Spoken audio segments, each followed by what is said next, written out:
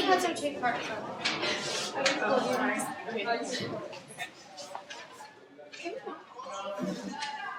We're going to this one.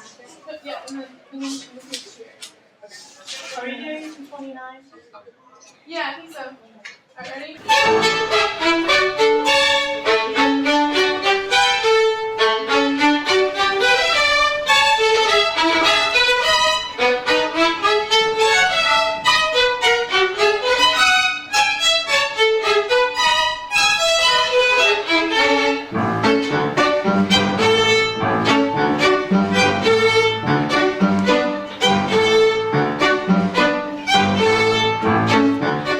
I think it's been a really cool process putting everything together.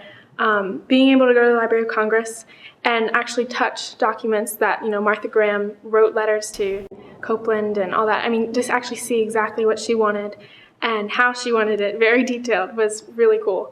And that's a lot different from research that we do at school when, you're reading from a textbook or you're reading online about something. And it's different from actually looking at something that has importance and is real and actually happened and actually was part of what went into this production. We really started from nothing. We had just 3 names on a piece of paper and we had to learn so much about them. We went to our school library and the Pratt Library. We got a lot from Miss Rogers. She helped us a lot. We got videos of the dance. We had to do a lot on the internet, look up basic information, just like how the dance started. We had to see the dance ourselves. We got to see scores just on the internet. So we learned a lot just before going to the Library of Congress too. The library itself, even just in its physical form, is obviously something that's really immense and beautiful. I mean, there are these huge hallways and staircases that are ornate, and so just on a physical level, it's really breathtaking, the library. Yeah, I mean, it's kind of overwhelming arriving at the Library of Congress. And you kind of just get the sense that there's so much knowledge and information there. There's everywhere, there's people and they're working these carts and taking, books and information. Everything is just, so you really get the sense that it's this really interconnected place of just lots of knowledge.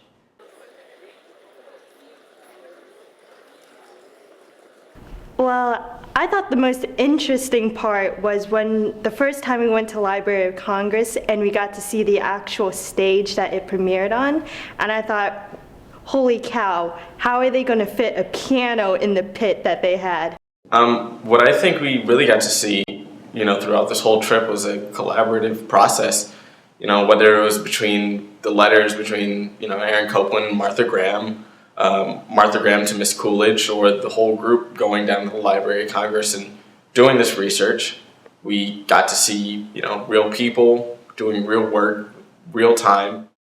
Going through, a couple of different music literature classes, I've sort of gotten used to seeing Aaron Copland's music and sort of gotten used to his creative process.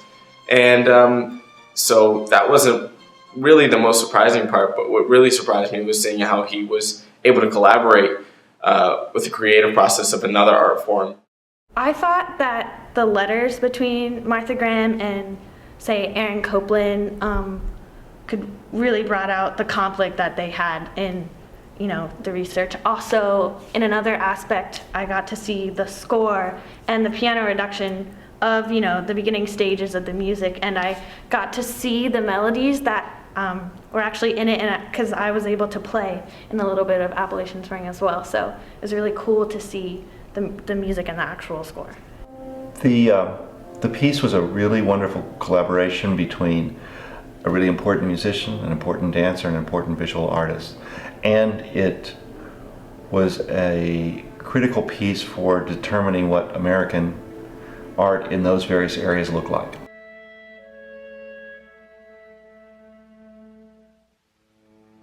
I was so impressed with the way the students prepared for the first Library of Congress visit, and then their ability to take in what was offered to them by the librarians down there, and their appreciation for all those things.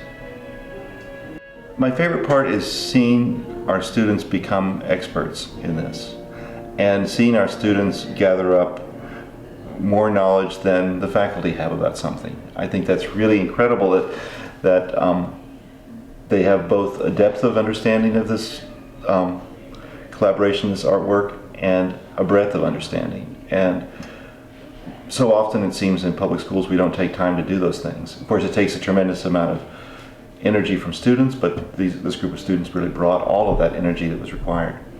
Well, the experience of the first trip was just phenomenal. It was amazing to be there with such a dynamic group of students researching and putting a lot into the background and the relationships between Martha Graham and Aaron Copland and Copland Noguchi. I'm particularly interested in Noguchi because some of my past research looks at Japanese American internment, and I was particularly compelled by that part of the story of Noguchi's life. And so yeah, it's just been an amazing experience. My favorite part was basically learning how to research at Library of Congress, because it was not like searching in the library we have here, but it was cool to see like the diaries of Aaron Copland and the letters written between him and Martha Graham or him and Victor Croft. So that was really cool. I guess this whole experience basically improved my research skills and how to use sources with work that I produce. Well, I got the experience from working at a research facility in the Library of Congress, but also I really do feel like I can appreciate collaboration in art a lot more now, because it's a tiresome process, but like Appalachian Spring has proved, it can be very worthwhile.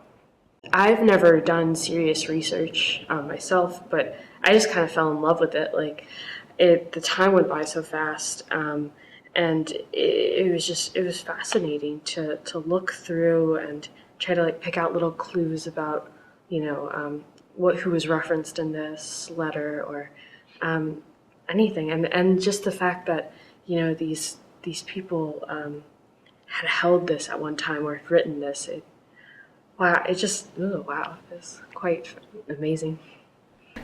I felt that this research project was more interesting and different than any other research project I'd done before, mostly because we were all motivated to do it on ourselves. I mean, we all volunteered to do this. We weren't supposed, we weren't told to do this. So I think we each were motivated to do it, and we each really wanted to, research and find our own aspect. Well, usually these kind of collaborations are done completely separately. Like the music is written first and then the dancers are like, a whole separate thing.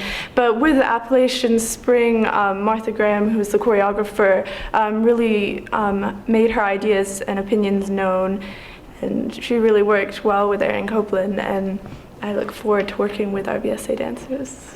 Suddenly you're reading the story about these pioneers, this Pennsylvania couple, and also the pioneers of dance and the pioneers of American music, and you realize that this really is a celebration of the edge of what is known. It's a celebration of people who are groping towards the future, towards some new sound, some new iteration, and I think that that's just, and then here we are, right? Working so hard at doing something new that the school had never done before. So there's this strange irony and wonderful coincidence of everybody being pushed to the edge. We're studying a story, we're studying a piece of music and a ballet about pioneers, and we ourselves are being like pioneers, I think. And I think that to me was, the most beautiful part of this. In fact, we were all, we are the collaborators, celebrating collaboration, which is bizarre, but wonderful.